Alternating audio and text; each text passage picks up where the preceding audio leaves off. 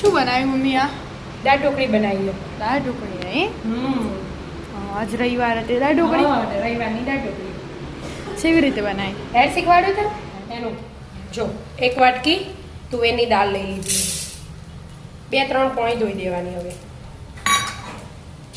બરાબર ઘસી વોશ થઈ જાય? હો 3 વાર ધોઈ લીધી આપણે. એમાં એક મરચું લઈ લીધું મેં, બહુ ઝીણું નહીં સમારવાનું.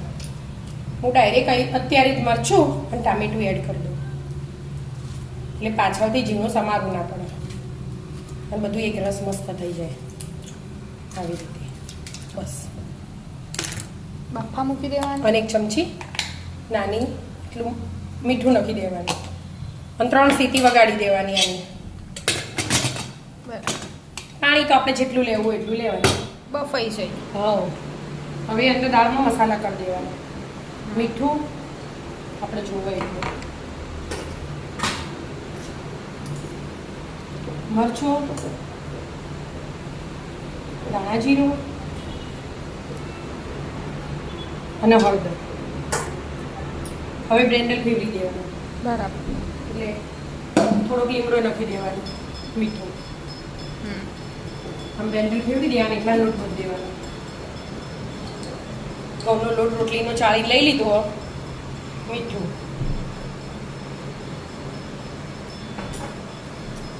મરચું, હળદર અને ધાણા જીરું, અજમો એડ કરી દેવાનો હાથેથી મસળીને.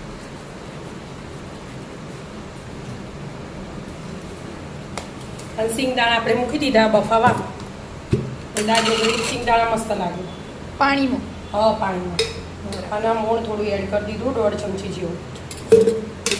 હવે બધું મિક્સ કરી અને રોટલી જેવો લોટ બાંધી દેવાનો મસ્ત. જો એટલું પાણી એડ કરવાનું. હા, પહેલા બધું મિક્સ કરવાનું. ઢીલો ઢીલો લોટ. હા, આમાં જે ના આદુ લસણ મરચાં નખવું એ નખાય પેસ્ટ. હા, અમુક તા પપ્પાને એસિડિટી થાય ને એટલે લસણ ને આદુ ને સાદી સિમ્પલ મસાલા વગરની બનાવી. ગરમ મસાલા નાખવાનો. બાંધી દો. હા, બાંધી દો. બંધાઈ ગયો લોટ? હા બેટા, જો મસ્ત લોટ બંધાઈ ગયો.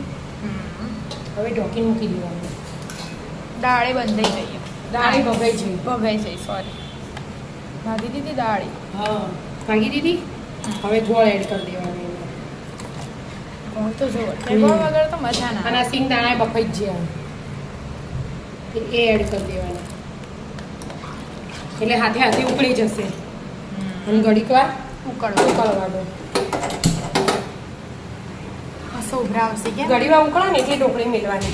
એવું? ઠંડામાં નહીં મૂકવાની, નહીં તને જલ્દી ના ચડે. અને ઉકળતી હોય મૂકીએ ને એટલે જલ્દી ચડી જાય. ઘડીક વાર ઉકળવા દો. ઢોકળી ઉકળી? હા, દાળ ઉકળી બેટા. ઢોકળી તો આવો ઢોકળી મૂકવાની. મસ્ત રોટલી વણ દેવાની, પટલી પટલી.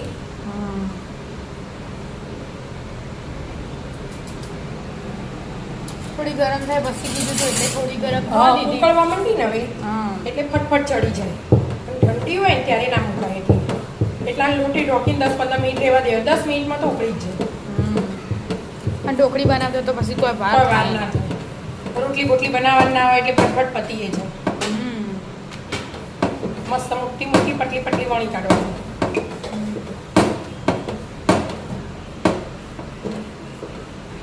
વણાઈ જાય હવે. કટિંગ કરી દીધું. નાની મોટી ચોરસ લંબચોરસ જેવી કટિંગ કરવું હોય ને એનું એવું કટિંગ થાય. એવી રીતે ડીશમાં કાઢીને નખાઈને ડાયરેક્ટ નાખી દેવાય. ડાયરેક્ટ ફટ લઈને પડી જાય. બસ એવી રીતે કેટલી રોટલી બનશે? હા, 3 રોટલી તો મૂકવી પડશે. જેને વધારે ઢોકળી ભાવતી હોય 4 મૂકો. બરાબર. આપણે ઓછી ભાવ એટલે 3 મૂકી. બસ બધી મૂકી દો.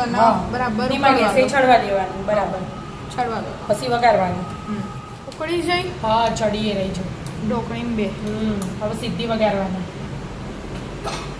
આ તેલ લઈ લીધું એક ઢોકળી.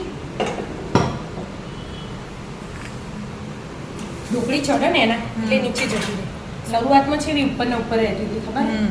હવે ના, એટલે આપણે ભાગીને જોઈએ ને તો એના પરથી ખબર પડી જાય. આ તો સિંગદાણા દેખાય ને? હા, સિંગદાણા. ઢોકળી તો ચડી જ રહી હશે. જો ચડી થઈ જાય ભાગી તરત જાય. ભાગી જાય. ચડી હવે વઘાર કરવાનો. જાય.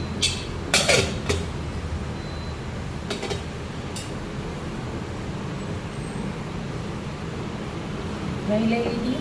હજી ગરમ નહીં થયું. વાર થઈ જશે આ તો થોડું કોઈ ને બેટા. હજી સારું થઈ જાય. થઈ છે.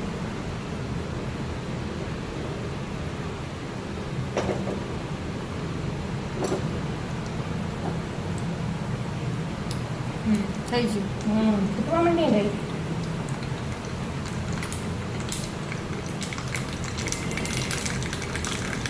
જીરું લઈ લીધું. અને હિંગ. હિંગ. મીઠું લીમડું. મીઠા લીમડાનો વઘાર મસ્ત લાગે. દાળ ઢોકળી. હવે તે ઢોકીને જ એનું કરવું પડે. નાકા બધું ઉસળો એટલે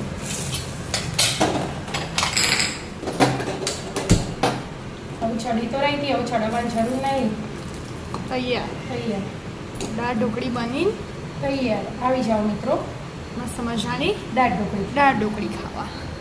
રાધે રાધે. રાધે રાધે.